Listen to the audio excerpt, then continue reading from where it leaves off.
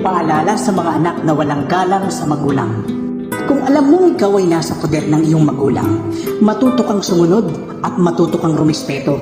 Kung alam mo ang kinakain mo sa araw-araw ay galing sa pinagpaguran ng magulang mo, matuto ka dapat magpahalaga, magpasalamat at makinig sa kanilang payo. Hindi yung ikaw pa yung nagagalit sa magulang mo kapag wala kang makita at ikaw pa itong padabog-dabog at umaastang sisiga-siga. Uulitin ko sa'yo, mahiya ka sa ginagawa mo, mangilabot ka sa mga sinasabi mo.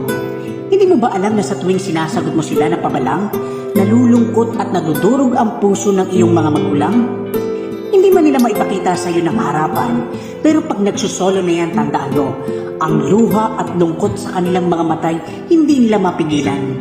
Kaya kung mahal mo ang mga magulang mo, huwag mo nang hintayin ang oras na sila'y nakahiga na sa banig ng karamdaman. Bago mo sila yakapin, sundin at